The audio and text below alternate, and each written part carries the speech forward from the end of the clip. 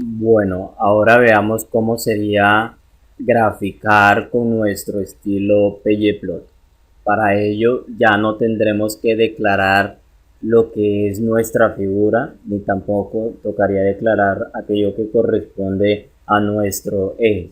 Es por ello entonces de que esta línea que tengo aquí la omitiremos totalmente.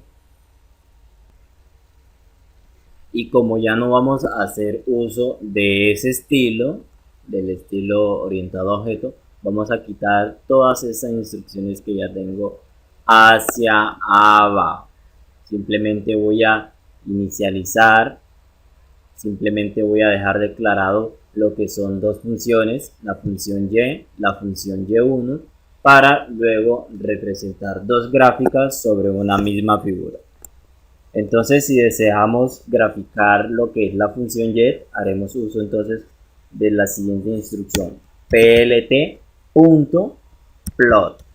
De este modo, entonces, ahora entre paréntesis colocamos lo que es el eje de las abscisas, que en nuestro caso serán x, coma el eje de las ordenadas, que en nuestro caso va a ser en primera instancia la función y.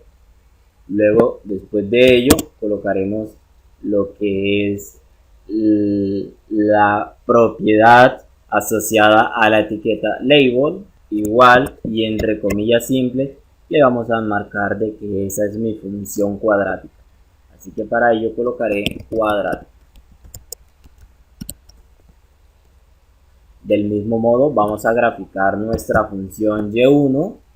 Para ello colocaré la instrucción plt.plot y entre paréntesis vamos a colocar entonces a mi eje de las abscisas para esa función que se ha dado como x, el eje de las ordenadas que sería y1, y vamos a colocar esa etiqueta label que nos diga que es una señal cúbica o una función cúbica. Si queremos mostrar también los nombres de los ejes de las x y los nombres de los ejes de la y, únicamente colocaremos la instrucción plt. Y vamos a colocar entonces el método xLabel, cierre y abro paréntesis, y entre comillas voy a colocar este es el eje de las x. De igual manera hacemos esto para el eje de la y, así que colocaré punto ylabel y entre paréntesis colocaremos, y entre comillas simple, este es el eje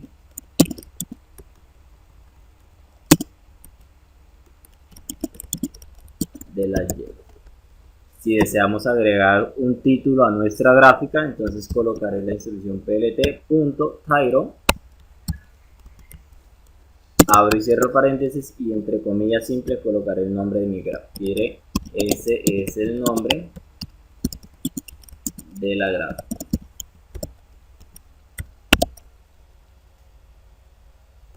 Y finalmente mostramos todo lo que concierne a nuestra figura. Para ello entonces colocaré la instrucción plt.show, abro y cierro paréntesis. Ejecutamos nuestras líneas de código y evidentemente nos damos cuenta entonces que tenemos una representación muy similar a lo que habíamos hecho con el estilo orientado a objeto. En nuestro caso no hemos colocado las etiquetas asociadas a la leyenda para saber cuál es la gráfica que me representa a y1 y cuál es la gráfica que me representa a y. Para ello colocaré aquí plt.legend,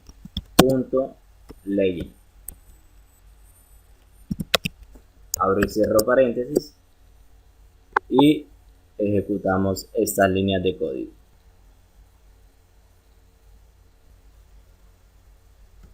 Y evidentemente nos damos cuenta de que ahora sí tenemos todo completo con nuestra leyenda tal como lo teníamos en el caso anterior. Si deseamos graficar esas dos funciones de manera independiente, debemos hacer uso entonces de los subplots.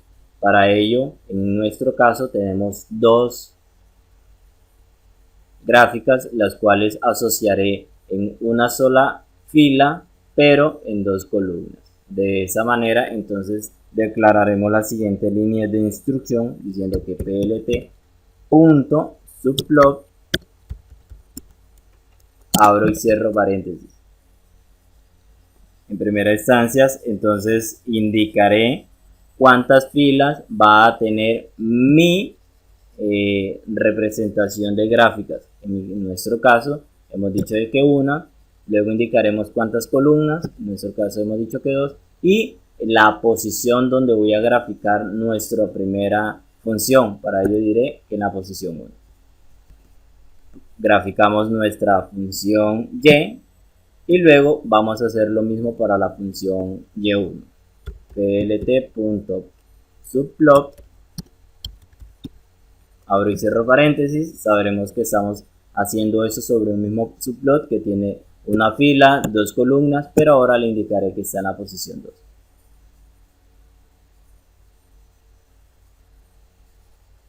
Ejecutamos nuestras líneas de código.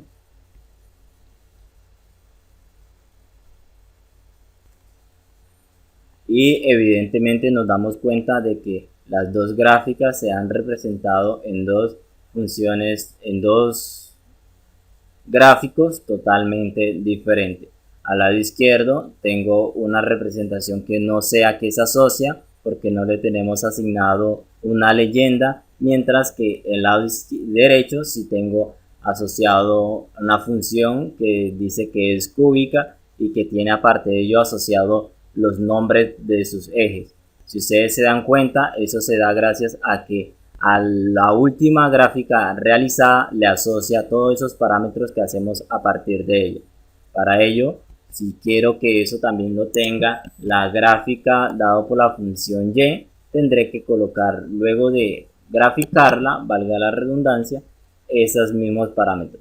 El eje de la x, entonces diré que ese es el eje de las x para la función 1, o simplemente para la función x, porque y1 es la que está abajo, entonces no vamos a confundirnos ahí.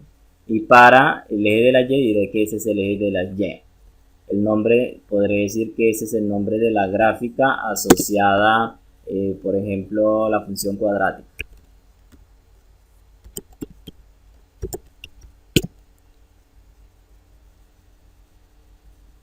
E indicamos su leyenda. Si queremos cambiar el color de la gráfica, simplemente después de indicar el eje de las ordenadas, colocaré entre comillas simple el color. Por ejemplo, esta deseo que sea de color rojo, coloco luego la coma, y supongamos de que esta deseo que sea de color verde. Para ello van a ir asociada a los subnombres en inglés. Rojo es de red, verde es de green. Ejecutamos nuestras líneas de código.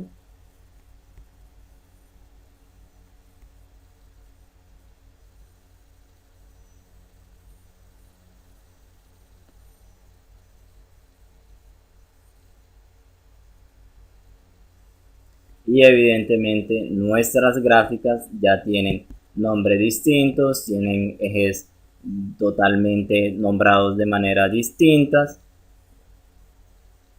En ese caso pues no hicimos el ejercicio, pero podemos haberlo cambiado. Pero por ejemplo el nombre de las gráficas sí están totalmente diferentes y hemos cambiado tanto la leyenda y el color de cada una de esas funciones. Podemos cambiar el estilo de esa representación y que ya no sea de manera continua. Por ejemplo, de que la primera función tenga ese estilo, es decir, donde los puntos estén dados por círculos, y supongamos que para el otro estén dados por triángulos, así que le colocaré ese apóstrofe.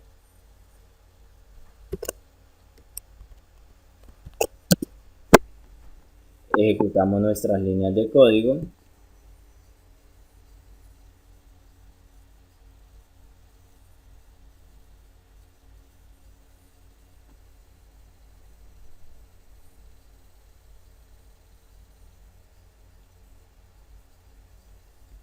Y evidentemente nos damos cuenta que nuestras gráficas ya no están de manera continua, sino que están dados mediante ciertas figuritas que hacen de que el estilo sea totalmente diferente. Si nos damos cuenta, entre la posición 0 y la posición 2 que declaramos para nuestro eje de las abscisas de las X, tenemos 100 datos. Si nos podemos a contar cada uno de ellos, vamos a encontrar en total 100 datos. Y eso fue un parámetro que se introdujo mediante lo que concierne a esta función o a este método. Ahora vamos a graficar algunas variables tipo categóricas, tales como las que utilizamos en los diagramas de barra para representar cierta información. En nuestro caso tendremos que importar la librería Matplotlib y le colocaremos el alias tal como lo hemos hecho, plt. Entonces lo primero que vamos a hacer es declarar lo que son los datos que vamos a encontrar en nuestro eje de las abscisas con lo que vamos a encontrar en el eje de las ordenadas. En el eje de las abscisas entonces la llamaré nombre, así que diré que los nombres son igual y lo colocaremos tipo lista. Entonces puede ser aquellos que van dados por grupo 1, grupo 2 y un tercer grupo que denominaremos grupo 3. Y los datos o los valores asociados con esos grupos lo llamaremos valores. Crearemos tipo lista, diremos entonces que esos valores son 20, 40 y 10. Entonces lo que vamos a hacer ahora es representar nuestra información, es decir, esos nombres que están asociados con un valor, de la manera en diagramas de barra. Para ello entonces haré uso de la instrucción plt.var. Abro y cierro paréntesis y dentro de ellos colocaré entonces mis datos que son nombres, coma y lo que van a estar en el eje de las ordenadas que es valor. Vamos a darle en nuestro caso mostrar esa gráfica, esa figura. Para ello entonces haré uso de la instrucción plt.show. Abro y cierro paréntesis. Ejecutamos estas líneas de código y evidentemente nos damos cuenta de que la información ha sido representada en diagramas de barra. Lo otro que podemos hacer es representar esa información en diagrama de dispersión. Para ello entonces, en lugar de utilizar la instrucción .var, utilizaré la instrucción o el método scatter. Ejecutamos nuestras líneas de código y evidentemente nos damos cuenta de que nuestros datos han sido representados como datos en un diagrama de dispersión. Eso es todo por hoy, nos vemos en una próxima.